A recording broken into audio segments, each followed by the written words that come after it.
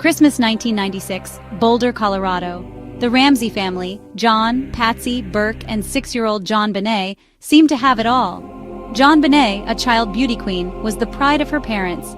Their Tudor-style home was the picture of holiday cheer, but beneath the surface, darkness waited. On December 25th, the Ramseys returned from a Christmas party.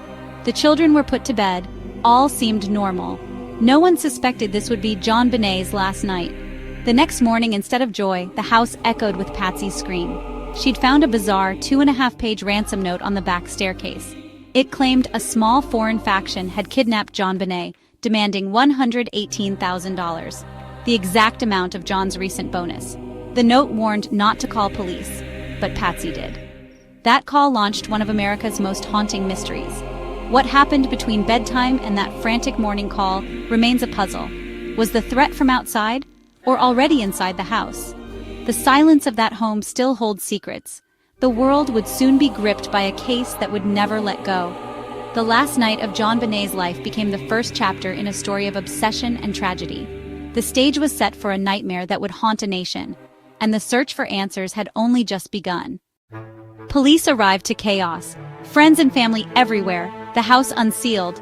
The focus was on the ransom note and a supposed kidnapping. Hours passed, waiting for a call that never came. Detective Linda Arndt sensed something was wrong. She asked John Ramsey and Fleet White to search the house again. In the basement's windowless wine cellar, John found JonBenét's body.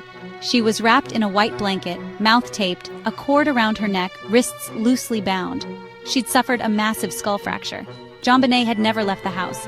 The crime scene was now inside, not out. The kidnapping theory collapsed. It was murder. The investigation shifted to those inside the home. Evidence was limited and possibly compromised. The early mishandling of the scene would haunt the case. The basement became the heart of a mystery that would never heal. The autopsy confirmed asphyxiation and head trauma. The little girl's death was brutal, and the questions only multiplied. The focus turned to the family, and the world watched in horror. The search for JonBenét's killer had truly begun, and the evidence would only deepen the mystery. With JonBenét's body found, suspicion quickly turned to the family. The ransom note, long, written with a house pen, demanding John's bonus, seemed staged.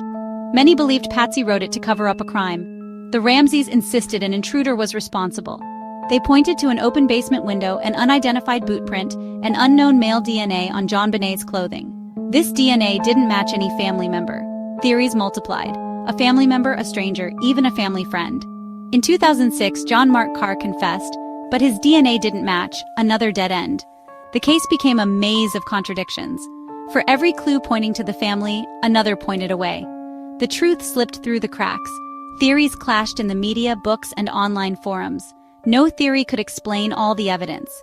The case became a web of doubt and speculation, and the real story remained just out of reach.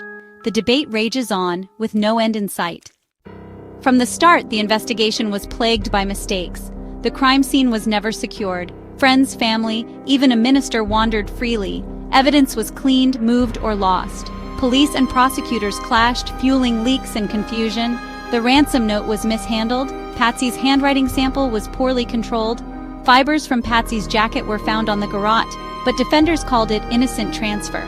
The unidentified male DNA became the most controversial clue.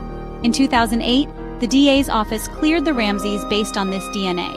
A grand jury voted to indict the parents for child abuse resulting in death. But the DA refused to prosecute, citing lack of proof. The indictment was sealed for years, deepening the mystery. The case stalled, trapped by errors and infighting. Justice was lost in bureaucracy and doubt. The investigation's failures left the case in limbo, and JonBenét's killer remained free. The JonBenét case became a media sensation overnight. A wealthy family, a murdered child beauty queen, a bizarre ransom note, America was hooked.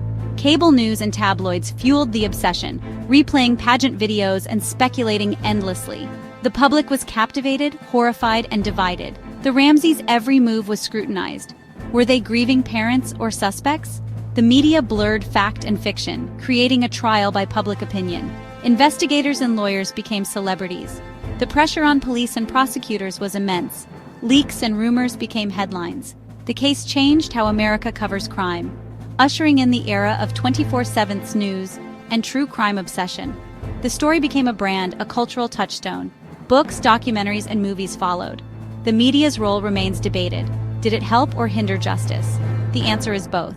The line between news and entertainment was forever blurred, and the case became a cautionary tale for a nation. Nearly 3 decades later, JonBenét's murder remains unsolved. How could a case with so much attention go cold? The answer? A botched crime scene, flawed investigation, and endless conflicting theories. Evidence was lost or contaminated in the first hours. Theories split between family and intruder, each with evidence and doubt. The ransom note pointed to the family, the DNA to a stranger. The case became a stalemate. No theory could close the case. Key figures have died, memories faded, evidence degraded. The trail is cold, the file gathering dust. The Boulder police say the case is still open, but no major breaks have come. The seeds of an unsolved case were sown that first morning. Reasonable doubt remains for every suspect. The case is a box of unanswered questions. Justice for JonBenét remains elusive, and the world is left waiting for a breakthrough. JonBenét's murder scarred the nation and changed how we see crime and media.